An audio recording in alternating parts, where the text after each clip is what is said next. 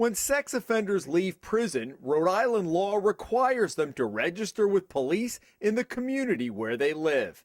Level 2 and 3 offenders, the most serious, are now posted online with name, date of birth, and description of both the offender and the crime he or she has committed.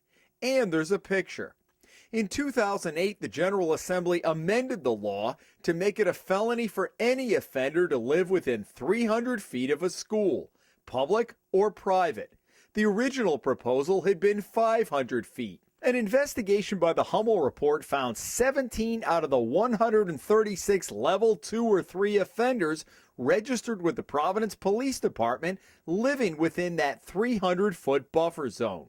One has since moved. Another died. St. Patrick's Academy opened here in December in the building that used to be the old St. Patrick's School on Smith Street. Right across the street, a level 2 offender living in Carroll Towers. This is the Vesey Street Elementary School located just off Douglas Avenue. Less than 100 yards down the street, the department has a level 3 offender listed as living in that yellow house. Dominique Gaines learned about it from us. When I heard level 3 sex offender, I was like, my son goes here and, it's close. How do you feel about that? Nervous. The closest we found is a level 2 offender in the house just over the fence right off Hartford Avenue. And the property borders the parking lot of the Carnivale Elementary School. Then there's Myra Khalil, who owns the Love for All Daycare Center on Elmwood Avenue in South Providence.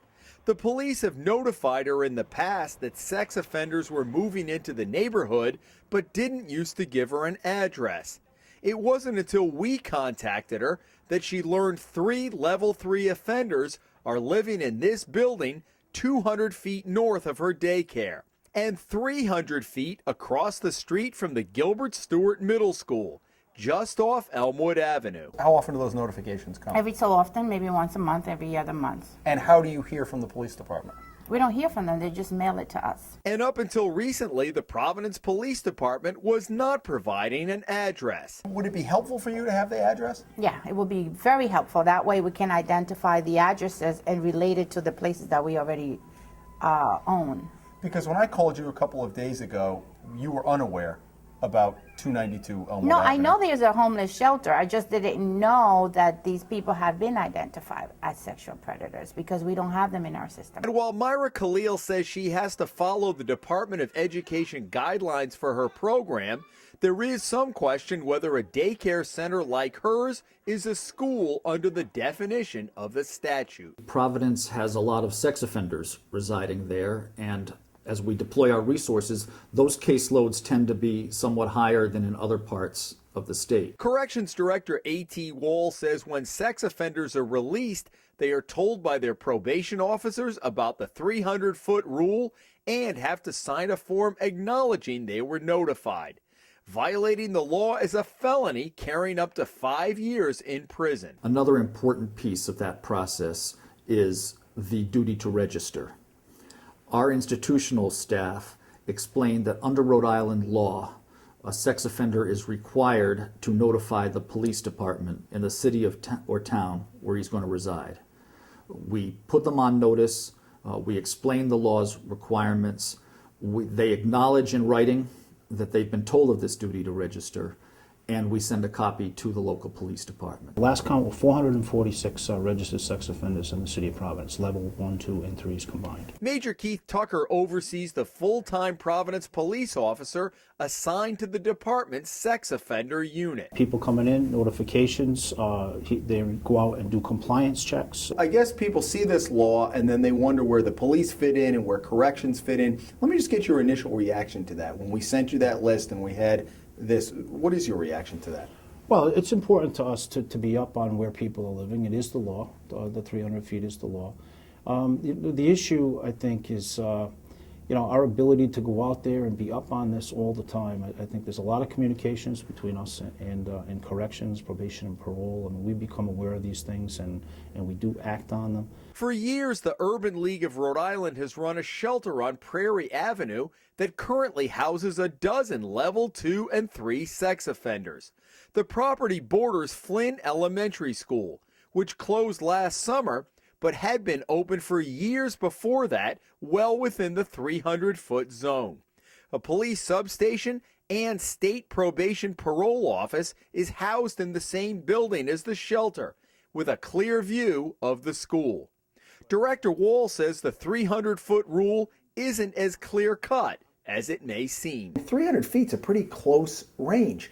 Is there any discussion among your people to say, and again, it's not within their charging, but to say, hey, Joe, what about that school right around the corner?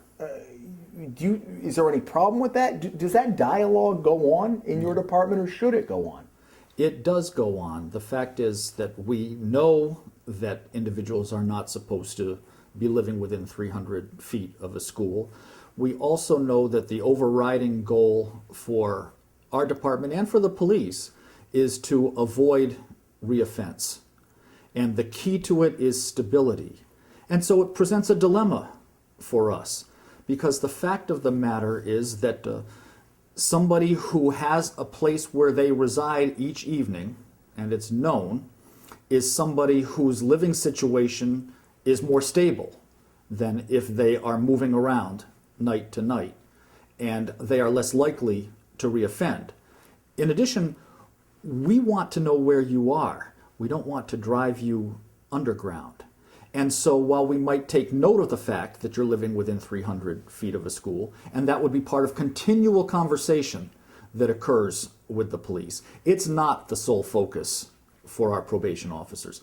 Our focus is on determining whether they are compliant with conditions and whether there's any evidence to suggest that they are sliding in some way that's going to trigger an urge to reoffend. Ultimately, it is our responsibility to ensure going forward that these type of situations don't occur. And the department takes this responsibility very seriously, especially when it comes to level 2s and 3s and protecting the community. And I would ask that if anybody was aware of this, that certainly we should be notified and the police department would take the appropriate action. Is this a situation where it's a law that sounds good in theory, but it may be tough to execute? Well, I think some legislation, well-intentioned, and people who really feel strongly about what they put forth and have passed, and sometimes it takes a little while for law enforcement to be able to catch up, to be able to enforce the law as it's written. We have a limited amount of resources. We already have priorities, and then when things through legislation become more clearly has to be a priority, we have to change the way we do things to make that happen. We've identified 16 people who we have found living within that 300 feet. Now that that's been brought to your attention, have you made your officer aware of that? I mean, what happens? That officer is aware of those people who are in violation, and we have to have a conversation here and consider what our next course of action would be. In Providence, Jim Hummel for the Hummel Report.